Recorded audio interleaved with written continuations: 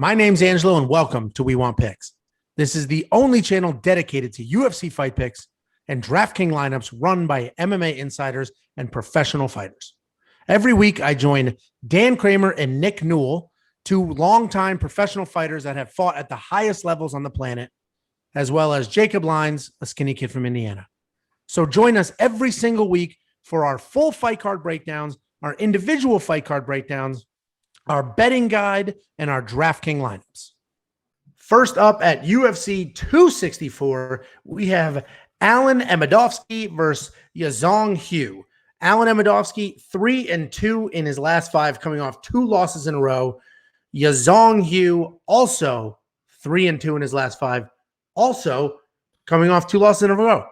This is a weird matchup. We had one of these a couple months ago. Both of these dudes coming off crazy long layoffs. Both of them. Yaozong is almost 3 years out of competition. Almost 3 full years out of competition. Alen Amedovski, what is it, a year and a half, I think, is his layoff. So I think it was. What?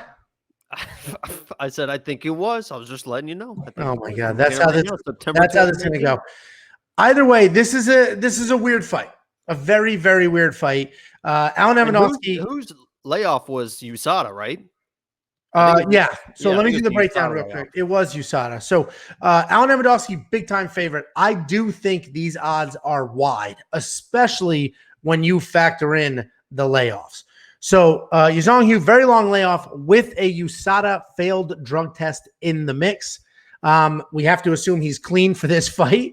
I don't know too many questions, right? I don't know how much of his mediocre success came from the substances. When was this picture taken? This has got to be an older picture, right? This has got to be while he was doping. That doesn't look like a doping body type, I'll tell you that. Yeah, well, and that's when he was a light heavyweight. He's come down to middleweight here. So he's a light heavyweight. I'm imagining some of that chub has shed off because now there's that middleweight. He works against the cage for takedowns. He can strike, but he's definitely looking to close the distance, work for the takedowns. And Alen Amedovski, there's a bunch of names on this card I'm going to butcher. He was undefeated coming into the UFC. So 8-0 coming into the UFC. He lost both of his UFC fights, which is never a good sign. He's a striker who chases knockouts. So he is looking for the knockout at all times, throw in those heavy bombs. He absolutely 100% has holes in his grappling game. If he can stay on his feet, he definitely has the advantage striking, and he most likely has the power for a stoppage. But if he cannot stay on his feet, that's it. And I think this is just a weird matchup. There's too many questions.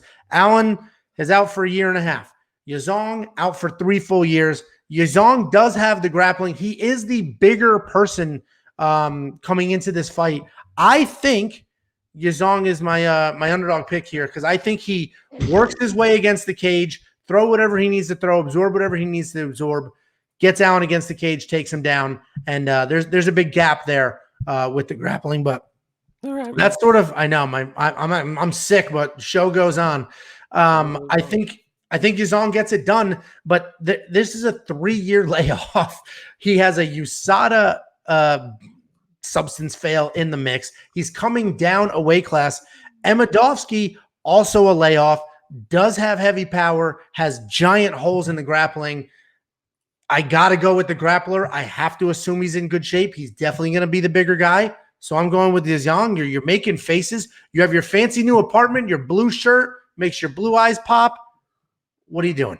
I don't need the shirt. They pop no matter what. But so is it Hugh? Is that Hugh? Is that how you say it? I am not the authority on pronouncing names, and you know that. So Hugh, I don't know how he's in the UFC. I have no idea. He is 3-2. His opponent's records for his 3 wins, one is 0-2, one is 0-1. So that was his only fight he lost, and then he stopped fighting. He retired somebody. You're looking at it all wrong. He's so good, he retired somebody. The other guy is 2-3. So if my math's correct, his combined wins are against people that are 2 and 5, 6, 2 and 6. Jesus. So 2-6 is his opponent's wins, and somehow he made the jump to the UFC. And for some reason, even after he got popped for USADA, they still kept him around, even though he wasn't winning. So I don't know why he's on the roster. I think they probably forgot he was on the roster and had to offer him a fight and said, "Here you go, so we can offer you a fight and then get you out of here."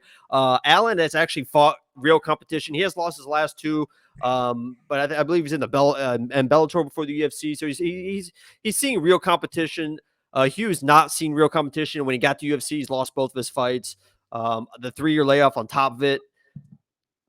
I have Alen in my lineup. Alen's in my lineup at $9,000. I just don't think Hugh's that good. Maybe he surprised us. Maybe he took that 3 years really focused and worked on his craft. But I have Alen in my lineup. I think he wins the fight, and I just would not trust Hugh at this point with the competition he's faced with the layoff and everything else. So listen, I have in my notes, don't touch this fight. I think Hugh wins just because I'm a big styles make fights guy. You know, if you watch these breakdowns, you know I'm all about the styles and the matchups. We have grappler versus striker. The grappler's a bigger guy, and he's not shoot from across the cage grappler. He's work you against the cage, tie you up, take you down type grappler. I think that style works here, especially when you're the bigger man. With all that being said, I can't believe you spend $9,000 on a dude who has a 1.5-year layoff coming off of 2 losses like that. The guy's the ATT guy. ATT Rome. Well, Dan's not here. You don't have to pick American ATT, well, he's not at ATT like the one. He's in Rome. He's at ATT Rome. Well, either way, real quick, the monkey knife fight line, I think it's a little high on Amedovski and a little low on Yaozong. I'm going less more on my monkey knife fight pick. What are you doing? Probably less because Hugh is a bum. He's just gonna. So you think there's a stoppage here? There's a knockout coming. I mean, the guy that Alen's got 1, 2, 3, 4, 5. Another math equation here. 6 first-round finishes. If he gets it done, it's going to happen fast, and I think he gets it done. Yeah, and listen, that's 100%. I don't necessarily disagree with you. He's got power. He uses his power. He swings like an animal, and he's always looking for it. 3-year layoff with Yaozong. I don't know what we're gonna get. I wouldn't touch this at all. I'm probably, I'm not gonna do any prop bets on this. Maybe the under on rounds if those odds change a little bit for me. But either way, I'm going Yaozong. Jacob is going with Alen Amedovski. No bets here, but we're going to play the monkey knife fight lines. And if you want to play those lines, go to playmkf.com/wewantpicks and triple your money.